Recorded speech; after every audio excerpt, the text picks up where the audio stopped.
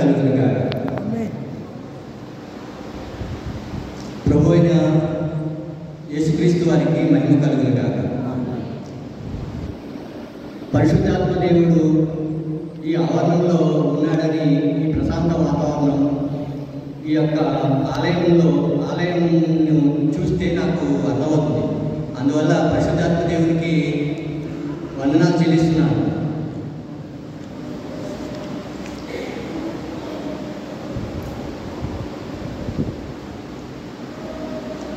Komarada గొర్లమూడి ఎఫానియా Lutheran సంఘం యొక్క మరి దైవజనులకు, సంఘ పెద్దలకు, అలాగే పెద్దలు, తల్లులకు, మరి తల్లులకు, స్త్రీలకు, మరి ముఖ్యంగా యూత్ వారికి, ఎందుకు చెప్తున్నా అంటే యూత్ వారికి, పిల్లలకు కూడా నాకు చాలా సంతోషంగా ఉంది. విద్యార్థులు యూత్ వారి ఇక్కడ క్రమశిక్షణగా కూర్చొని ఉన్నందుకు దేవునికి వందనాలు చెల్లిస్తున్నాను. సంఘం అంతటికి కూడా నా కుటుంబ పక్షం, నా పక్షంగా నాకు ఈ అవకాశాన్ని మీరు ఇచ్చినందుకు మీకు ముందుగా ధన్యవాదాలు తెలియజేస్తూ, ఆ దేవుని నామం మహిమపరచబడాలని నేను కోరుకుంటున్నాను. సత్యము జీవము ఈ బ్రతుకు సాఫల్యము, సత్యము జీవము ఈ బ్రతుకు సాఫల్యము, నేర్పించేను నాకు చూపించేను, నేర్పించేను నాకు చూపించేను,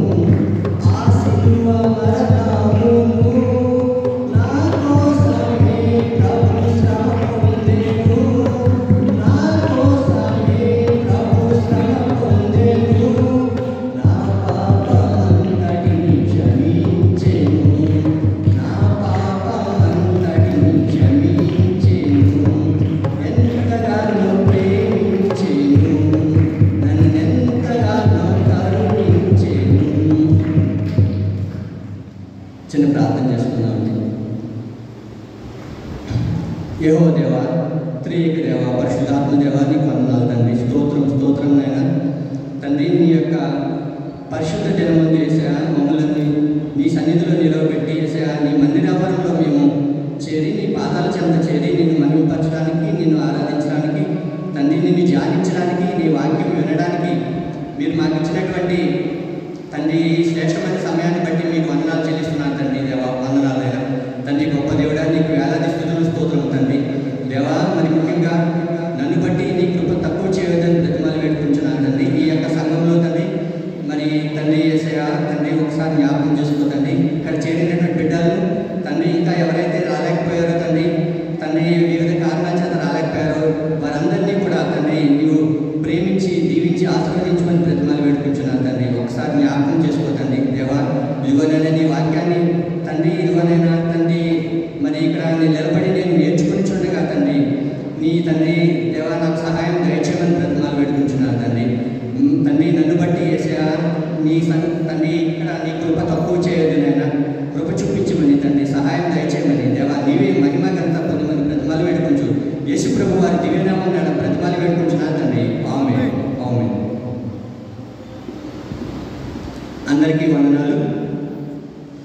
మేము కూడా బల్సముడిలో మా అత్తవారి యొక్క వెళ్తున్నటువంటి సంఘమైనటువంటి ఎఫానియా లూథరన్ చర్చికి బల్సముడిలో మేము వెళ్తూ ఉంటామండి. మా అత్తగారి అంటే నా భార్యను బట్టి, మా అత్తవారి గారి కుటుంబాన్ని బట్టి ఇక్కడ కూడా మీ సంఘానికి, ఎఫానియా సంఘానికి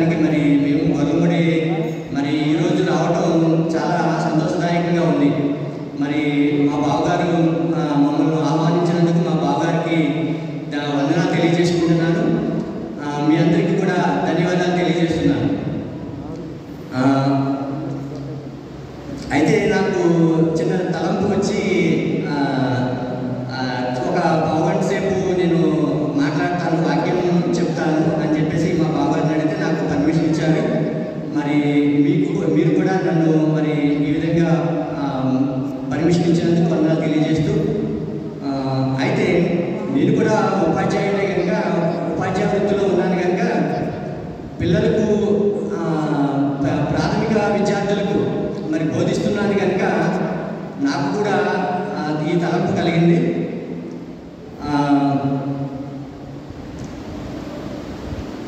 పిల్లలకు బోధించే నీవు, ఉపాధ్యాయుడిగా పిల్లలకు బోధించే నీవు నీకు బోధించుకొనవా అని చెప్పేసి మన ఒక కొత్త నిబంధన గ్రంథంలో ఉండాలి.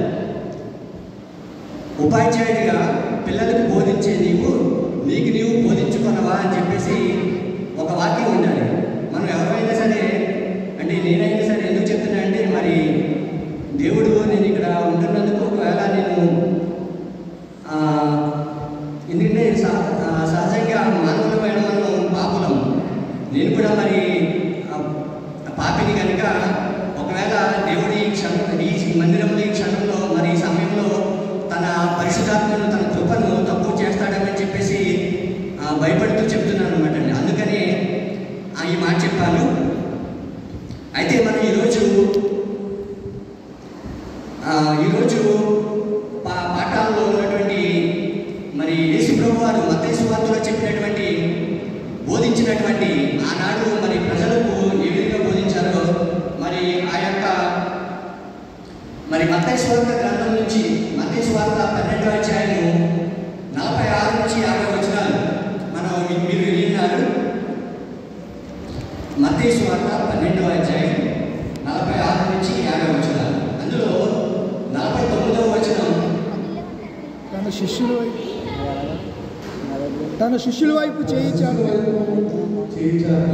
నా తల్లి నా సహోదరుడు పరలోకమందున నా తండ్రి చిత్తం చొప్పున చేయువాడే నా సహోదరుడు నా సహోదరుడు నా తల్లి. Okay, thank you. ఇక్కడ మరి బల్సుపూడి ఇస్లామిక్ చర్చిలో సిఆర్గా పనిచేసినటువంటి సిఆర్ గారు ఉన్నారు. ఇక్కడ దానియేల్ గారు కూడా ఉన్నారు. మరి నేను సిఆర్ గారు వాక్యం వినేవారు అనమాట. మరి సిఆర్ గారు మంచి అనుభవజ్ఞులు. మరి మీరు కూడా పెద్దవారు, మరి గ్రామ పెద్దలు, మరి సంఘస్థులు పెద్దవారు ఉన్నారు, అనుభవజ్ఞులు ఉన్నారు. మరి మీ ముందు నిలబడడానికి కూడా నేను అర్హుడు కాను. ఆయనను మరి దేవుడి యొక్క కృపను బట్టి మనం అందరం కూడా ఇలా మరి ఇంకా నాకంటే చిన్నపిల్లలు, మరి ఇక్కడ పిల్లలు నేను పాఠాలు చెప్పి అలాంటి పిల్లలు ఇక్కడ ఉన్నారు కనుక వారి ముందు వారికి చెప్పాలని ఆశించి నిలబడి ఉన్నాను. 49వ వచనంలో, పరలోకమందున నా తండ్రి చిత్తము చొప్పున చేయువాడే నా సహోదరుడు నా సహోదరియు నా తల్లియు అని. ఎందుకన్నారంటే ప్రభువారు ఈ యొక్క వచనంలో నా తండ్రి చిత్తము చొప్పున చేయువాడే నా సహోదరుడు నా సహోదరియు నా తల్లియు అని చెప్పారు. ఎందుకంటే మరి ఇక్కడ ప్రభువారు మాట్లాడుతుండగా, ప్రజలకు బోధిస్తూ ఉండగా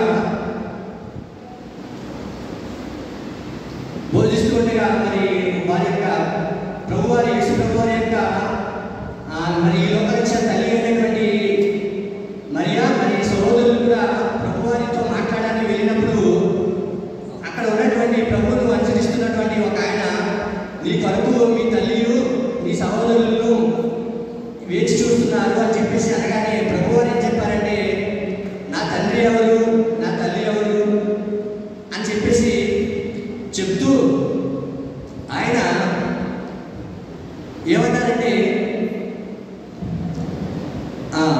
ఏమన్నారంటే నా తండ్రి చిత్తము చొప్పున చేయవాడే నా సహోదరుడు. తండ్రి చిత్తం అంటే ప్రభువారి చిత్తం, దేవుని యొక్క చిత్తం, యెహోవా దేవుని యొక్క చిత్తం చేయవాడే నా సహోదరుడు నా తల్లి నా తండ్రి అని చెప్తున్నారు అన్నమాట. అందుకనే నేనంటాను, మన లోకరీత్యా మనకి తల్లిదండ్రులు, సహోదరులు, మరి బిడ్డలు ఉంటారు. అయితే వాళ్ళు మన రక్తంతో మన రక్త సంబంధులు, మన రక్తం పంచి పుట్టినటువంటి బిడ్డలు, సహోదరులు కూడా, మన తల్లిదండ్రులు కూడా. ఎందుకంటే హిందువులైతే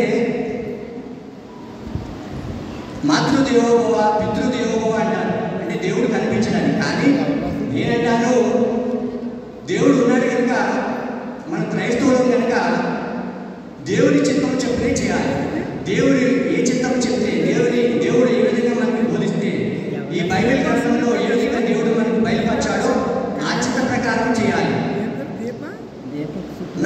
అందుకనే ప్రభువారు చెప్పినట్టుగా మరి ఇక్కడ దానికి రిఫరెన్స్గా లేవీ కాండము 21వ అధ్యాయం 11వ వచనం. లేవీ కాండము 21వ అధ్యాయం 11వ వచనం. అతడు శవము దగ్గరకు పోరాలు తన తండ్రి శవం వల్లనే కానీ తన తల్లి శవం వల్లనే కానీ తను అపవిత్రపరచుకొనరాదు అని లేవీ కాండంలో పాత నిబంధన గ్రంథంలో ఉంది. అంటే అక్కడ తండ్రి చనిపోయినప్పుడు, తల్లిదండ్రులు చనిపోయినప్పుడు ఒక ప్రధాన యాజకుడు చనిపోతే తండ్రి శవం దగ్గరికి కానీ తల్లి శవం దగ్గరికి కానీ వెళ్ళి అపవిత్రపరచుకోకూడదు అని ఉంది. అంటే నేనేమంటానంటే ఇప్పుడు ప్రధాన యాజకులు వెళ్ళకూడదా అని మీరు అడగవచ్చు, తండ్రి చనిపోయినప్పుడు తల్లి చనిపోయినప్పుడు అని చెప్పేసి. కానీ బైబిల్లో పాత నిబంధన గ్రంథంలో ఏముంది, యాజకులు అయితే కనుక, అంటే ప్రధాన యాజకులు కాకుండా యాజకులు మాస్టర్స్ అయితే కనుక వారి తల్లిదండ్రులు చనిపోయినప్పుడు శవం దగ్గరికి వెళ్ళవచ్చు. కానీ ఆనాడు పాత నిబంధన గ్రంథంలో ప్రధానంగా యాజకుడు అయితే తల్లి చనిపోయినా కానీ తండ్రి చనిపోయినా కానీ శవం దగ్గరికి వెళ్ళి అపవిత్రత చేసుకోకూడదు.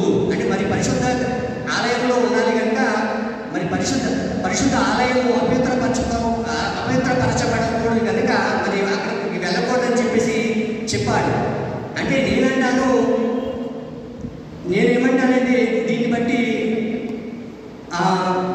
మన తల్లిదండ్రులు వారి ఆపదలో ఉన్నప్పుడు, లేకపోతే వారు మన తల్లిదండ్రులు, సహోదరులు, కన్నబిడ్డలు వారిని వెళ్ళాలి, పలకరించాలి, ఆపదలో ఉన్నప్పుడు చూడాలి, కష్ట సమయాల్లో చూడాలి.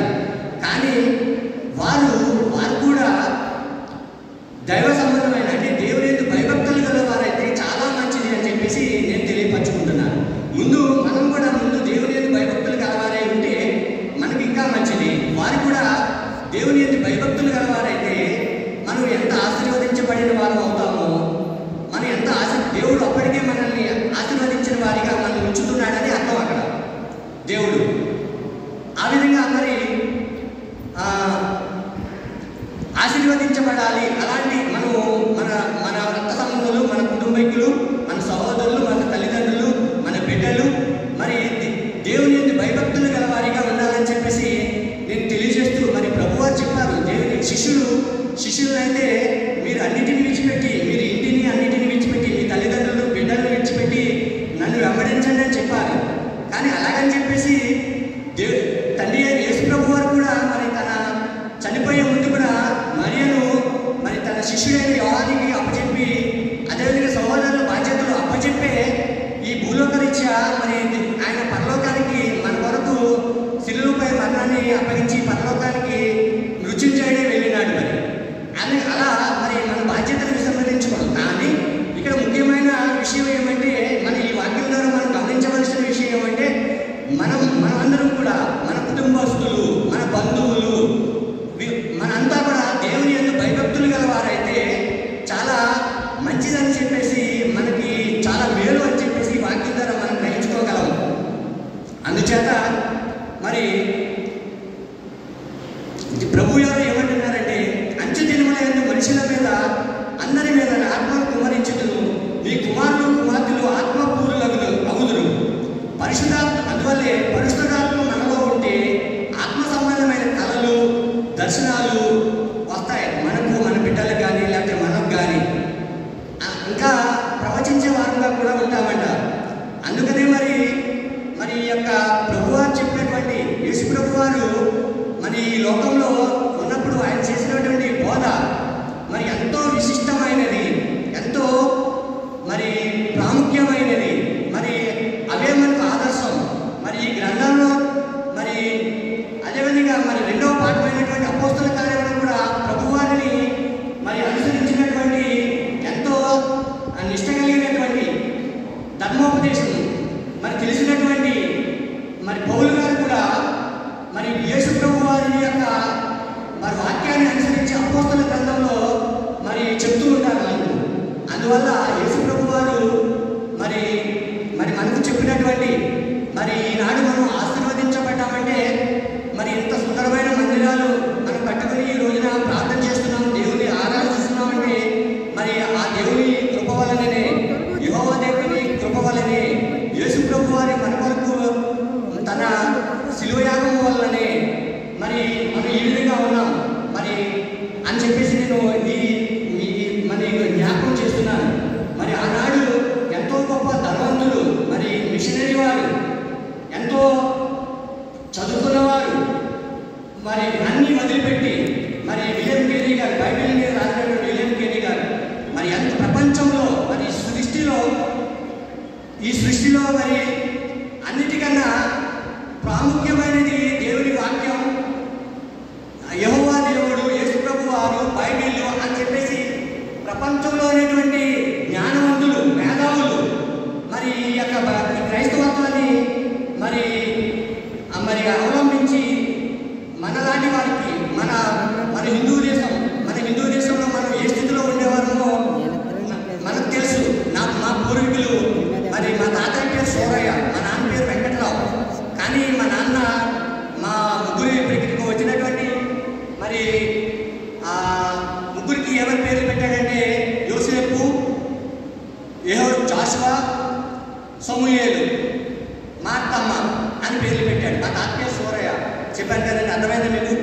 అంటే మరి ఎంత మార్పు, తరాలను బట్టి మా తాత తరానికి ఎంత మార్పు వచ్చేసిందో,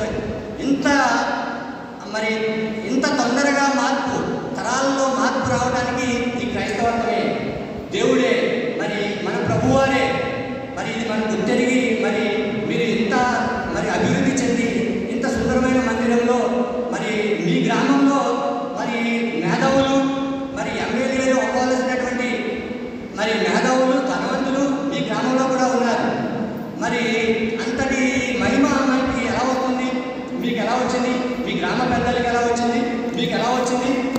మరి ప్రభువారి యొక్క కృప వల్లనే, దయ వల్లనే తెలియజేసుకుంటూ మరి తర్వాత నేనేమంటా, ఇక్కడ ఒక దైవజనుడు చెప్పినట్టు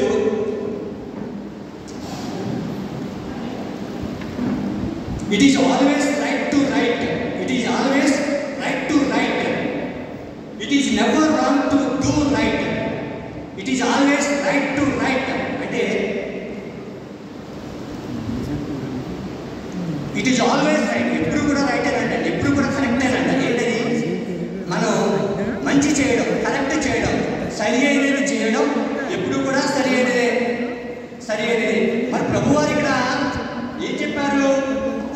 నా తండ్రి చిత్తం చొప్పున చేయువాడే నా సహోదరుడు, నా సహోదరి, నా తల్లి అని చెప్పారు. అంతే కదా. మరి అంటే ప్రభువారు అంటే దేవుడు ఏనాడు కూడా మంచి చేయమని చెప్తాడు, కానీ ఏ క్షణంలో కూడా చెడు చేయమని ఏ దేవుడు చెప్పాడు. ప్రభువారు, యెహోవా ప్రభువారు, యేసు ప్రభువారు మన గ్రంథమంతటికి కూడా ఏ గ్రంథాలు చూసినా, క్రైస్తవ గ్రంథంలో ఏ యొక్క పుస్తకాలు చూసినా దేవుడు అనేవాడు మంచి చేయమని చెప్తాడు. అందుకని మనం ఎప్పుడు కూడా మంచి చేయాలనుకున్నప్పుడు మంచి చేయడం బెటర్. అదేవిధంగా it is always never wrong to do right. అంటే మంచి చేయడం ఎప్పుడూ తప్పు కాదు. మంచి చేయడం అనేది అసలు ఎప్పుడూ తప్పు కాదు. చాలామంది అంటారు నేను మంచి చేసి నష్టపోయాను, కానీ ఎప్పటికీ నష్టపోరండి మీరు. దాని ప్రతిఫలం మీకు అప్పుడే కనిపించకపోవచ్చు, కానీ భవిష్యత్తులో కనపడుతుంది. ఒకవేళ ఆలస్యమైన అవ్వచ్చు, కానీ మంచి చేసావా, it is never wrong to right. అంటే ఒకవేళ చెడు ఒకవేళ ఎవరికైనా సహాయం చేసి మీరు మంచి చేసి నేను నష్టపోయానంటే కనుక అది కాదండి, తప్పు కాదు. ఎప్పుడు కూడా మీరు మేలు పొందుతారు. మేలు పొందకపోయినా కానీ అది మంచిది, దేవుని దృష్టిలో మీకు ప్రతిఫలం కలుగుతుంది. It is never right to do wrong, it is never right. ఎప్పుడు కూడా మంచిది కాదండి. ఏంటది? డూ రాంగ్, తప్పు చేయడం అనేది, పొరపాటు చేయడం అనేది అది ఎప్పుడూ మంచిది కాదు. ఒక్కసారి చేసినా మంచిది కాదు. నేను అదే చెప్తాను. నేను సేవకుల దగ్గరికి సలహా కోరితే మన బైబిల్లో ఉన్నట్టు సేవకులు కూడా ఏం చెప్పారంటే ఇంతవరకు ఒకవేళ నువ్వు పొరపాటు చేస్తుంటే ఇక్కడి నుంచి మానేసాయి అని దేవుడు వాక్యంలో ఉంది. నువ్వు వరకు కూడా పొరపాటు చేస్తూ జీవిస్తూ ఉంటే ఆ పొరపాటు మానుకొని తగ్గించుకుని మంచి చేస్తూ దేవుని యందు భయభక్తులు కలిగి జీవిస్తూ ఉంటే మంచిదని చెప్తూ ఉంటారు. ఈ quotation it is never right to do wrong అని చెప్పింది ఎవరైతే జార్జ్ ముల్లర్ గారు. దైవజనుడు అయినటువంటి ఎంతోమంది పేద పిల్లలకు అనాథ ఆశ్రమం హైదరాబాద్లో స్థాపించి మరి ఆయన చెప్పినటువంటి ఈ వాక్యం మరి ఎంత గొప్ప వాక్యం. అదేవిధంగా మరి అందుకే మన పిల్లలను శ్రేష్టమైన వారిగా దేవునికి అప్పగించాలి. మన పిల్లలను శ్రేష్టమైన వారిగా తయారు చేయాలి. దేవుడు కూడా అండి అందంగా ఉన్నవారిని, ఎర్రగా ఉన్నవారిని, శ్రేష్టమైన వారిని, ఉన్నతమైన ఉద్యోగాలు ఇస్తాడు, పదవులు ఇస్తాడు, అలాంటి వారిని ఎన్నుకుంటాడు. మన సేవకు కూడా ఒకవేళ ఇంజనీర్ డాక్టర్ కాకపోతే కనుక మనం ఏం చేస్తాం, దేవుడికి సేవ చేద్దాం అనుకుంటాం. కానీ అది సరైనది కాదు. దేవుని చిత్తాన్ని అడిగి మనం మంచి చేయాలి. నేను కూడా ఇక్కడ ఉన్నా, కానీ నేను కూడా ఇక్కడ మీకు మాటలు చెప్తున్నాను. చెప్పడం చాలా ఈజీ, కానీ ఆచరించడం అనేది ఒక మాట చెప్పినా నేను ఇప్పుడు వరకు నేను చాలా మాటలు చెప్పాను. కానీ అందులో నేను ఒక్కటి ఆచరించకపోయినా నేను ఎందుకు పనికిరాని వాడిని అవుతాను, తర్వాత మీ సమయాన్ని వృధా చేసిన వాడిని అవుతాను. అందువల్ల ఏంటంటే మన పిల్లల్ని శ్రేష్టంగా మరి దేవుని యందు భయభక్తులు కలిగి పెంచాలని నేను తెలియజేస్తూ మరి అపోస్తల కార్యం మరి 2వ పాఠమైనటువంటి అపోస్తల కార్యములు 16వ అధ్యాయం 16 నుండి 32 వచనాలు మనం చదువుకున్నాం, మీరు విన్నారు. అయితే అందులో ఒక వచనం ఉంది, ఏమంటే ఈ మనుషులు యూదులైన రోమీయులైన మనము అంగీకరించినకైనను చేయుటకైనను కూడని ఆచారములు ప్రచురించుచు మన పట్టణం గలిబిలి చేయుచున్నారని చెప్పాను. అంటే పౌలు శీలలు మాసిదోనియా వెళ్ళి రోమా పట్టణం వెళ్ళినప్పుడు మాసిదోనియాకి వెళ్ళి మరి సువార్త ప్రచురిస్తూ మరి దేవుని చిత్తం చేత మాసిదోనియా పట్టణానికి వెళ్ళి మరి అక్కడ ఆ ప్రభు యొక్క సువార్తను తెలియజేస్తూ ఉంటే మరి అక్కడ ఉన్నటువంటి ఒక చిన్నది మరి ఇలాంటి చిన్నపిల్లలు మనకి ఈనాడు మనం ఈ చిన్నపిల్లల తరం చూస్తే చిన్నపిల్లలే కూడా చాలా మరి ఎంతో తెలివితేటలు, ఎంతో ప్రతిభ కలవారిగా ఉంటున్నారు. మరి అంతటి ప్రతిభ మరి ఎలా వస్తుంది? తరం వెంబడి తరం, సంవత్సరాలు వెంబడి సంవత్సరాలు, మరి జనరేషన్ మారిపోతూ ఉంది. ఈ జనరేషన్లో ఎంత ప్రతిభ ఉంటుంది, ఆ ప్రతిభని మనం వెలికి తీయట్లేదు తల్లిదండ్రులుగా, మరి ఆ ప్రతిభని మనం గుర్తించట్లేదు పెద్దలుగా సమాజంలో, మరి మనం గుర్తించట్లేదు తల్లిదండ్రులుగా. మరి అందుకనే తల్లిదండ్రులమైన మనం చాలా దేవుని వాక్యం వల్ల తరిపి పొంది పిల్లల్ని మంచి భయభక్తులతో పెంచి పిల్లల్ని ప్రయోజనం చేయలేకపోతే ఆ పొరపాటు తల్లిదండ్రులైన మనదే అవుతుంది. మరి ఒక చిన్నది అక్కడ మరి తన యజమానికి సోది చెప్తూ, తన యజమాని దయ్యముల చేత ప్రేరేపింపబడిన వాడే పిల్లలను సోదిగత్తిగా తయారు చేసి ధనార్జన చేస్తున్నాడు. ధనార్జన చేస్తే మరి పౌలు శీలలు ఏం చెప్పారంటే, ఈ చిన్నది మరి అలా ఇబ్బంది పడుతుంది, బాధపడుతూ ఉంది చిన్నపిల్ల అని చెప్పి ఈ చిన్నపిల్లని నేను విడిపించాలి, స్వస్థపరచాలని చెప్పేసి పౌలు శీలలు పౌలు గారి పిల్లని స్వస్థపరిస్తే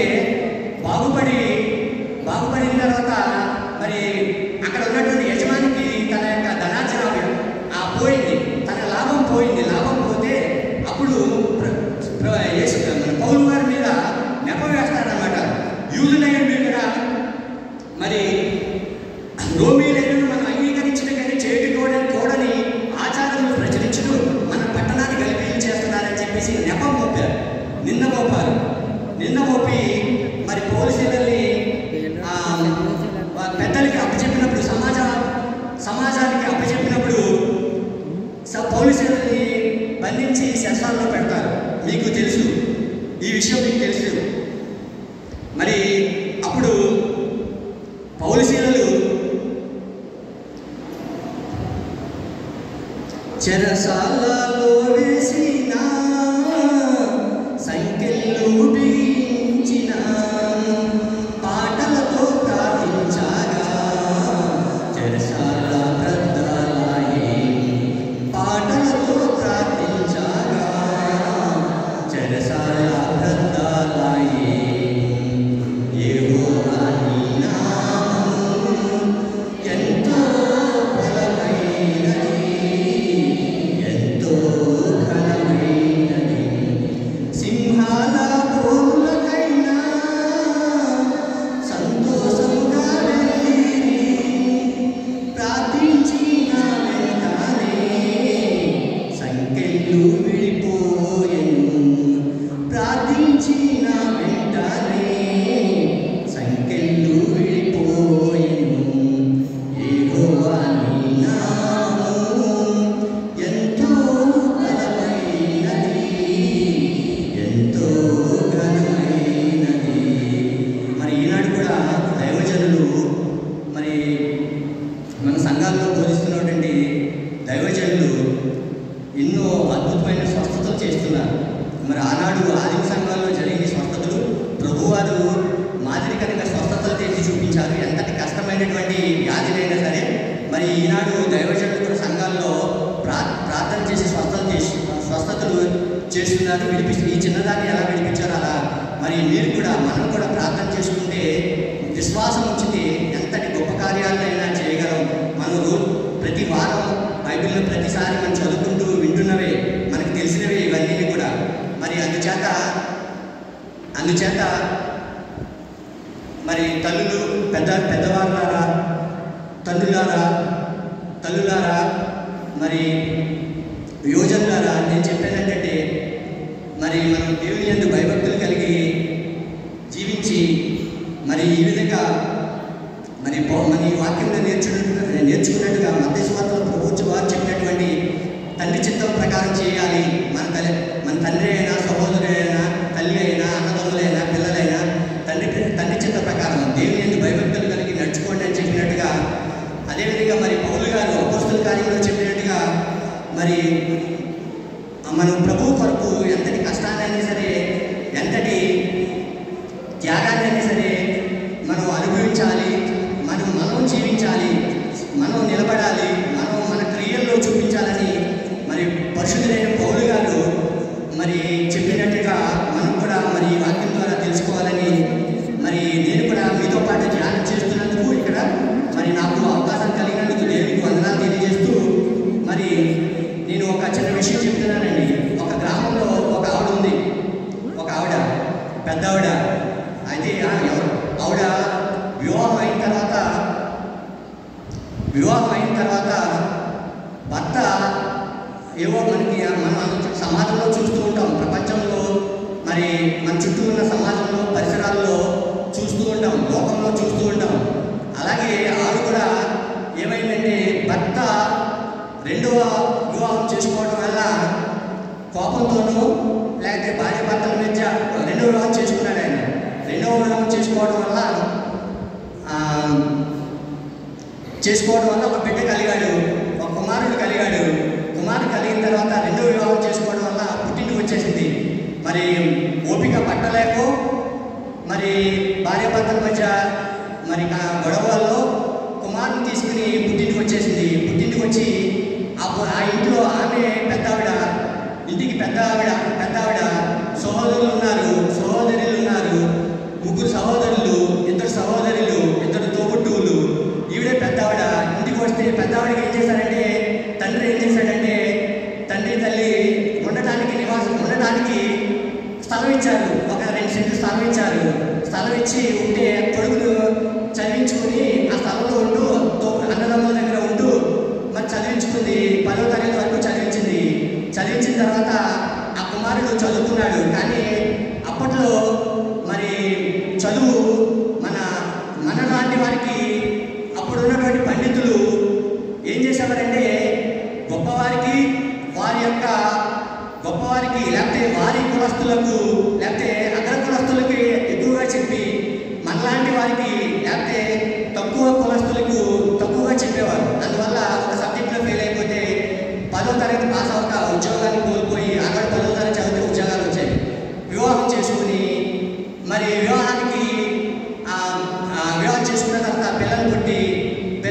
ఆ పిల్లల్ని మరి వ్యవసాయం చేస్తూ కూలి పని చేస్తూ పిల్లల్ని పెంచి పోషించి మరి తల్లితో అంటూ ఉంటాడు. తల్లితోని ఆ బిడ్డ కొడుకు తల్లితో వృద్ధాప్యం వచ్చిన తర్వాత తల్లి అంటూ ఉండాలి, నేను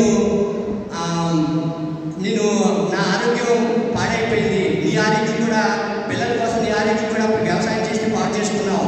నేను బయటికి వెళ్ళి పిల్లల కోసం నాకు పరిచయిస్తున్నటువంటి నేను కూడా కూలి పని వ్యవసాయం చేసేవాడిని, మనుషుల్ని మరి రైతులకి పంపించేవాడిని, రైతుల దగ్గరికి వెళ్ళి భోజనం పట్టుకొస్తాను పిల్లలకి, మన ఆరోగ్యం పాడైపోయింది, సంపాదించలేకపోతున్నాం కనుక వెళ్ళి పట్టుకొస్తాను, వాళ్ళ సహాయం తీసుకుంటాను, వెళ్తానంటే కొడుకు అన్నాడు వెళ్ళొద్దు, ఎందుకంటే దేవుడు ఉన్నాడు కదా మనకి, నువ్వు ఎందుకు వెళ్ళాలి అని చెప్పేసి కొడుకును అంటాది. కొడుకు అంటాడు నువ్వు కూడా కారణమే, నేను కూడా ఈ రోజున ఇలాగ ఉద్యోగం లేకుండా సరిగా చదువుకోకపోకుండా నాకు తొందరగా పెళ్లి చేసేసి నువ్వు నా తల్లి దగ్గర నుంచి నన్ను తీసుకొచ్చేసి నువ్వు కూడా కారణమై ఈ పరిస్థితికి నువ్వు కూడా కారణమై అంటే ఆవిడ మనస్తాపం చెంది మరి అప్పటి వరకు కూడా మరి జీవన సమరంలో ఆవిడ సంసార సాగరంలో ఆవిడ కూడా మరి పయనిస్తూ దేవుని నుండి భయభక్తులు కలిగి దేవుడు పరలోకానికి తీసుకెళ్లి దర్శనంలో పరలోకాన్ని కూడా చూపించి పరలోకం నుంచి తిరిగి వచ్చేసిందంటే దర్శనంలో పరలోకం వెళ్ళకుండా తిరిగి వచ్చేసింది. అలాంటి దర్శనం కూడా కలిగింది. కానీ ఆవిడ మనస్తత్వంతో కుమారుడు మరి తిట్టాడని చెప్పేసి బాధపడి ఆత్మహత్య చేసుకొని ఇంట్లోనే ఉరి వేసుకుంటే, అప్పుడు ఉరి వేసుకున్నప్పుడు పెద్ద మనవడు ఏం చేశాడంటే బాధపడి, అప్పుడు 9వ తరగతో 10వ తరగతో చదువుతున్నాడు ఆ మనవడు, పెద్ద మనవడు, ఆత్మహత్య చేసుకుందేంటి మా నాయనమ్మ ఇలాంటి పని చేసిందని మరి అప్పుడు ఉన్నటువంటి ఆవేశము, లేకపోతే అప్పటి వరకు మరి చర్చికి వెళ్తున్నాడు, మరి ఇలాగా మరి సంఘంలో మరి చర్చికి వెళ్తున్నాడు, తండ్రి కూడా ఆరోగ్యం బాగోలేదని దేవుడు నాకు అనారోగ్యం కలిగేసాడని చర్చికి వెళ్ళని సందర్భం కూడా ఉంటే మరి కుమారుడు ఎందుకో మరి ఇలాంటి పని చేసింది నాయనమ్మ, ఇలాంటి పని మా కుటుంబంలో ఎప్పుడూ జరగకూడదు అని అప్పుడు అనుకున్నాడు.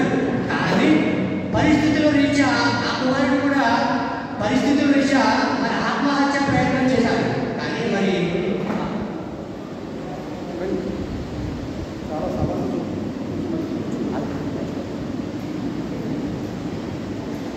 గమనించండి, సిఆర్ గారు కుటుంబము పలహారంతో సంఘానికి రావడం చాలా ఆనందదాయకంగా ఉంది. షెడ్యూల్ ప్రకారంగా కోమరాట సంఘంలో మరి కమ్యూన్ ఇవ్వడానికి నేను ఆరాధనలో భాగంగా మరి సిఆర్ గారు ఫోన్ చేసి రిక్వెస్ట్ చేశారు, అయ్యా మేము 10 నిమిషాలు వచ్చిన ప్రార్థన చేసి వెళ్ళాలని. ఇలా ముఖ్యంగా మరి సంఘటనలు కమిటీ సెక్రటరీ గారు, ఎమ్మెల్యే గారు, జయప్రకాష్ గారు ఫోన్ చేసి ప్రగతి సమయంలో మాకు ఒకసారి వచ్చేయాలని చెప్పడం జరిగింది. పిల్లలందరూ ఎక్కడ కూడా అలాగనే సంస్కారంలోకి ఎదురు చూస్తున్నారు. వారికి చెప్పి డెలిగేట్ గారికి చెప్పి వారిని నేను ఒప్పించి నాకు వచ్చాను. సమయాన్ని ఒకసారి తీసుకోవడం జరిగింది. కుటుంబంతో దయచేసి ముందుకురండి, ప్రార్థించి దీవించి వెళ్తాము. సిఆర్ గారి కుటుంబానికి రండి త్వరగా.